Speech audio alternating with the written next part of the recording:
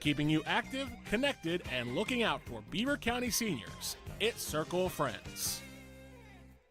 Local news, local topics, local conversation. You're listening to AM Beaver County on 95.7 FM, 99.3 FM, 1230 WBVP, and 1460 WMBA. Presented by St. Barnabas and streaming live at beavercountyradio.com. And we're now on Facebook Live as well as we return to AM Beaver County on this Thursday morning, Holy Thursday. And joining me in studio this morning is the mayor of Beaver Falls, Kenya Johns. Kenya, good morning to you. Good morning, Matt. Good morning, everybody. So, a couple things to talk about today. First of all, we're going to talk about something that was brought up just a couple of nights ago at the meeting, which was that you said that there were some openings up for jobs in the city. Could you explain more about that? Yes, absolutely. First, I just want to thank you for having me here. Really excited to share some of the stuff that we have going on with the city. So we are currently looking for applicants for our street department. You do have to have your CDLs, which is one of the biggest criteria that I just want to make sure that we're open and transparent about. Today is actually the last day of applications. So if you know anybody that has their CDLs and loves Beaver Falls and wants to come work with the city, we would appreciate their application. You can turn it into our city clerk right down at the city building. Do you want me to give the address? Or? Yeah, you want to, yeah. All right. The address is 715 15th Street, Beaver Falls, PA, 15010. And again, they have to have their CDLs as a qualification in order to apply for these jobs. Are there any others that are open at the current moment, or are those the main ones that are being focused on right now? Currently, those are the only ones open. Okay. So again, if you have any inquiries about that, again, we'll have the full information at beavercountyradio.com later on this morning, including the address of the city building. Some other things that are going on. There's going to be, of course, with the quote-unquote warmer weather coming by, because this is Western Pennsylvania. Is it really ever warm? You just never know. Because you think, hey, it's going to be nice for tomorrow, and then everything else goes by the wayside, and it's cold again. For the upcoming summer months, what are some activities? I know there's one coming up that you want to talk about, but what are some of the events overall that are going to be happening, and what are some of the events that are sort of on the radar and being planned right now? So one of the biggest things that we're currently working on is the Second Avenue Playground. The Second Avenue Committee and all reunions of Beaver Falls have done an amazing job at really rallying for the park to be redone, Second Avenue Playground, where a lot of legends have come out of and a lot of community has been had there. So I feel very thankful and honored that they're allowing us to walk alongside of them to really start investing some time, some energy, and some resources into rebuilding that place. So on Saturday, April 23rd, we're actually having kind of like a community day, but on the 22nd, the Second Avenue Playground Committee, Pocket Nurses, and All Reunions Committee is having a cleanup day down there so that we can get the community involved on that Saturday, get it cleaned up, painted, so that we can have it ready for our kids and our families this summer. Very nice. And one thing, too, is that, a lot of time, and I've talked about this with numerous other personnel from the city in many different aspects, is that when it comes to Beaver Falls, a lot of people just tend to think of it as, you drive down 7th Avenue, there's a couple shops on 8th and a couple shops on 6th, but it's really just, residential after that. And that's, there's a lot more to Beaver Falls than that. And the fact that there's going to be something, renovated and focused on somewhere like 2nd Avenue is proof of that. Yeah. And the beauty of Beaver Falls is that with the creativity and the zoning we have, is that there's businesses spread throughout the city, even on those later streets and things like that. That I think if people took some time, but our city's really big, so I know for a lot of people driving through, it's kind of hard to see that. Driving down the 17 blocks on 7th Avenue, but on 8th Avenue, down on 1st and 2nd, on College Hill, there's a lot of smaller stores and smaller businesses that we have that really make the city what it is. So we're very thankful for those, and we're excited for new ones to come as well. Yes, and again, too, we were talking yesterday with Mayor Jackson of Rochester, and he's pushing for a lot of stuff as far as, getting kids something to do during the summer months. Well, this right here is a prime example of that. Yeah, because the reality of it is if we're not investing in the kids, we kind of can't be upset whenever they're being idle with their time, being curious and sometimes dangerous. Because the reality of it is it's our responsibility as the adults and the community leaders create a space for them to feel safe, to cure their knowledge, to really engage. That's why it's really important. Hopefully the museum can get some Mm-hmm. funding from the Appropriations Committee from Congressman Lamb, so that we can start to fix our time and place on the future of Beaver Falls and the future of Beaver County, to be quite honest. That's true. That's true because again, the people involved with the future are going to be the ones who are here now, Hmm. and so that's going to be coming up on April 23rd and April 22nd as well. And again, we'll have more details about that at beavercountyradio.com. What other events are coming down the way for the city? So there's a lot of things that we're really actively trying to work on. The biggest thing, like I said last time I was here, is listening to the community about what they think they need and the resources that they want to have. A lot of community engagement needs to be had, honestly and realistically.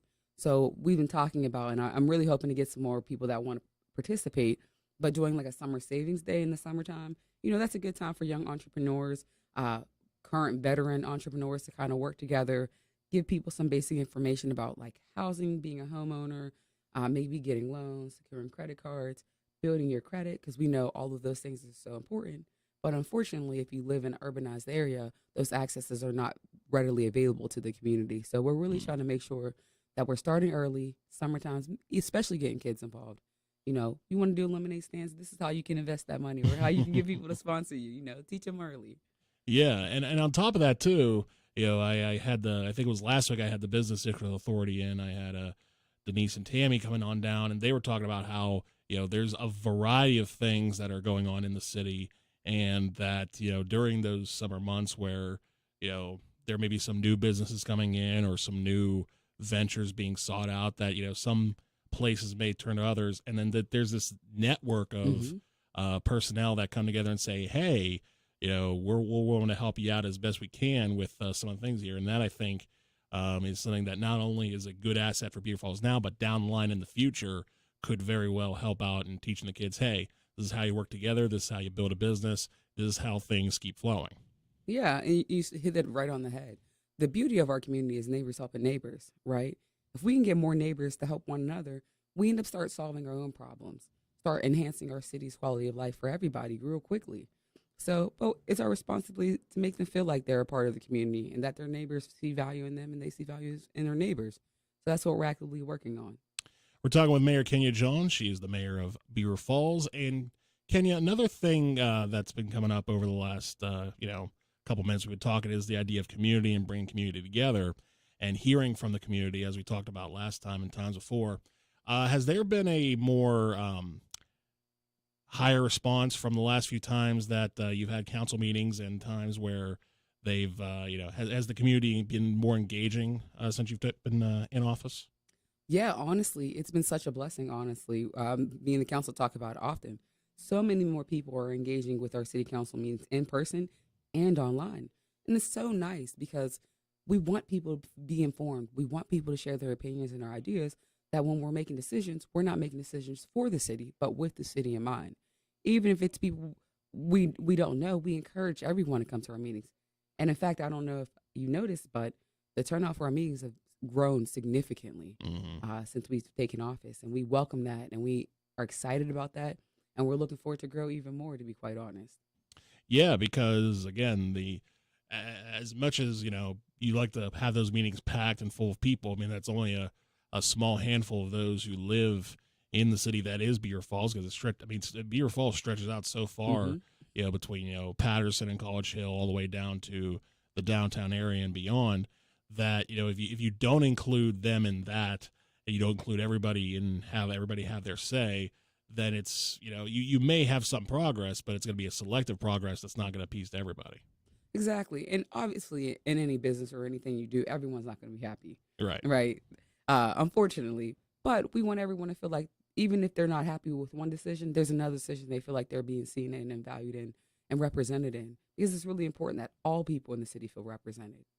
From all of these areas to downtown, College Hill, all of the areas you just named, that although we might look a little different or have different values, realistically, we want the same thing. We want happy, productive community. We want good neighbors. We want good lives, especially good qualities of life. And we all can do that just working together. Yes, we can. And you mentioned the vast space that Beaver Falls contains. one of those spaces, and that was brought up at the council meeting the other night too, right at the edge of town, heading northbound, is the side of the wave pool, and that was a topic of conversation the other night. What's from your perspective? I know we've been talking to Tyrone about some of the things going on. What, from your perspective, what's the latest on that situation? So what was announced at council is our solicitor, Shannon Still, just received a letter the day of council. So we're just trying to find a date and time that we can sit down and have a better conversation. Obviously, I think it's really important that we talk about the plans. There was a meeting that happened a few weeks ago, and I think it's super important that the community is involved and engaged with this because essentially it's owned by the city, but it's the community's property.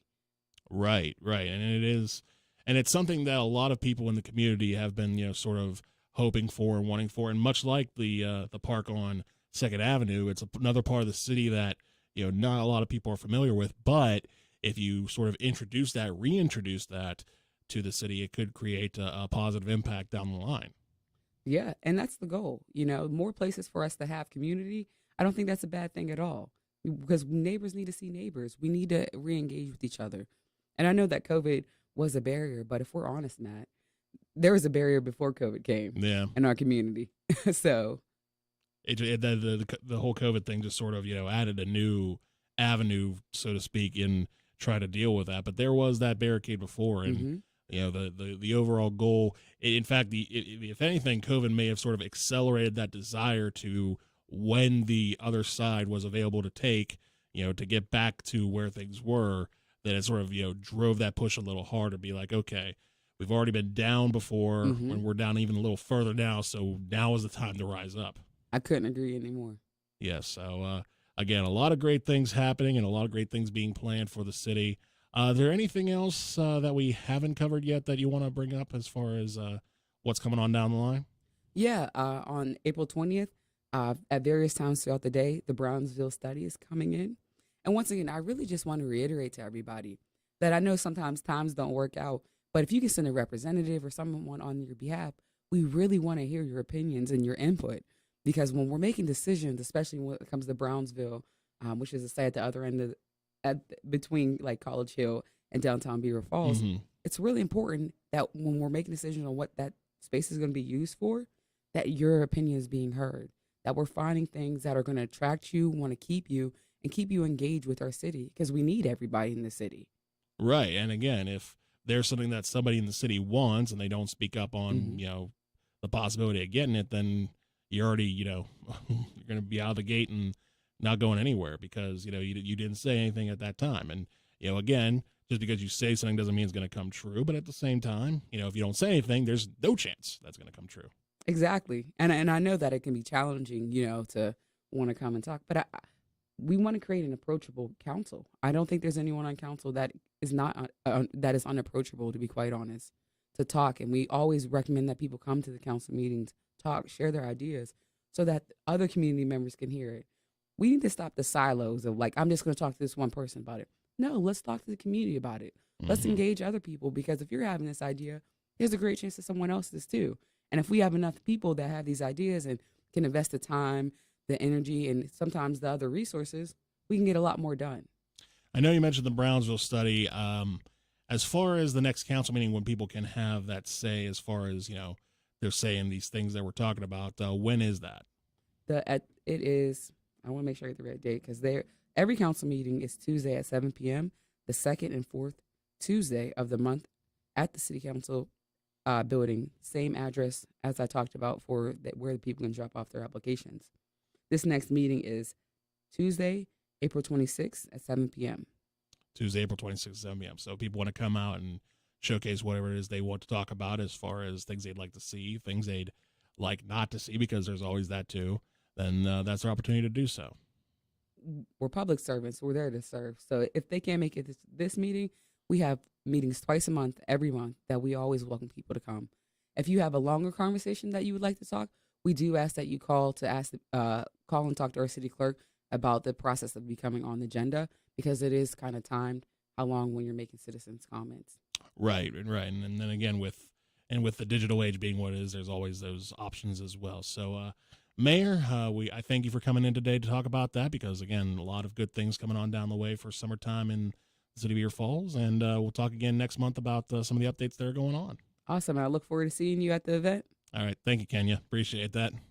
That's Kenya Jones. She is the mayor of Beaver Falls. And another mayor, DeJuan Walker, joins me after the news here on Beaver County Radio. After losing in a shootout to the New York Islanders on Tuesday night, the Penguins and Islanders are right back at it on Thursday at PPG Paints Arena. We'll have the game